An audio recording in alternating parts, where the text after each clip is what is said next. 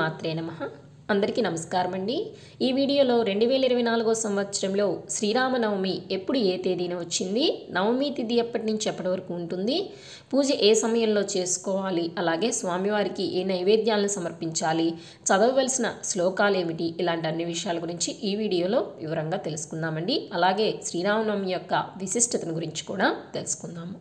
శ్రీరాముడు వసంత ఋతువులో చైత్రశుద్ధ నవమి గురువారం నాడు పునర్వసు నక్షత్రము కర్కాటక లగ్నంలో అభిజిత్ ముహూర్తంలో అంటే మధ్యాహ్నం 12 గంటల సమయంలో త్రేతాయుగంలో జన్మించారు.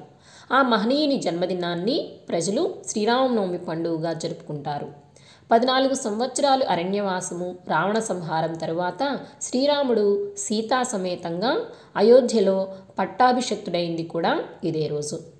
అంతేకాకుండా ఈ రోజునే శ్రీ సీతారాముల వారి కళ్యాణం కూడా జరిగింది.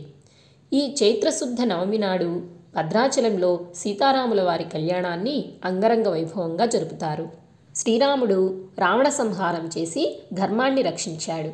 మానవుడు ఎలా ఉండాలి, బంధాలను ఎలా గౌరవించాలి, కాపాడుకోవాలి అని ఆచరించి చూపించాడు శ్రీరామచంద్రుడు.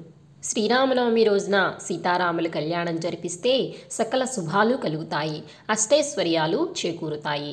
పెళ్లి కాని ఆడపిల్లలు వివాహంలో ఏమైనా అడ్డంకులు ఉన్నా కూడా సీతారాముల వారి కళ్యాణంలోని అక్షంతలను తలపై వేసుకుంటే అన్ని అడ్డంకులు తొలగిపోయి శీఘ్రంగా వివాహం అనేది జరుగుతుంది. 2024లో శ్రీరామనవమి పండుగ ఎప్పుడు వచ్చిందో తెలుసుకుందామండి. ముందుగా నవమి తిథి ఎప్పటి నుంచి ఎప్పుడు ఉందో తెలుసుకుందాము.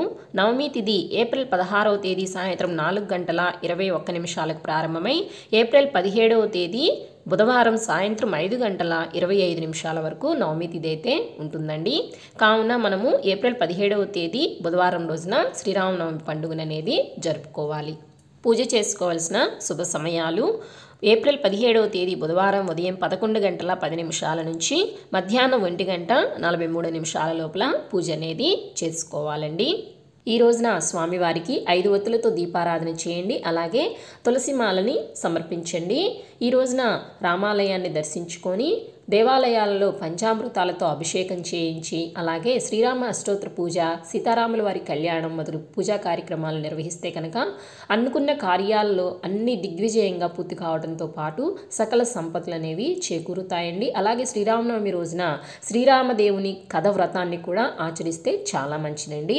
అంతేకాకుండా ఈరోజు పూజ చేసే సమయంలో శ్రీరామ అష్టోత్తరాన్ని, శ్రీరామ రక్షాస్తోత్రాన్ని, శ్రీరామాష్టకము, శ్రీరామ సహస్రము, శ్రీమద్ రామాయణం మొదలగు స్తోత్రాలతో శ్రీరాముణ్ణి పూజించుకోవాలి. ఈ రోజున స్వామివారికి నైవేద్యంగా పానకము, వడపప్పు, చలిమిడి, అలాగే కమలాకాయలు, అరటిపళ్ళు మొదలగు వాటిని నైవేద్యంగా సమర్పించాలి. సో ఇదండి ఇవాళ ఈ వీడియో కానీ మీకు నచ్చినట్లయితే లైక్ చేయండి, షేర్ చేయండి. ఇలాంటి భక్తి సమాచారం కోసం మన ఛానల్ సబ్స్క్రైబ్ చేసుకోండి. పక్కనే ఉన్న బెల్ ఐకాన్ని కూడా ప్రెస్ చేసుకోండి. మరొక కొత్త వీడియోతో మళ్ళీ కలుసుకుందామండి. శ్రీమాత్రే నమః. స్వస్తి.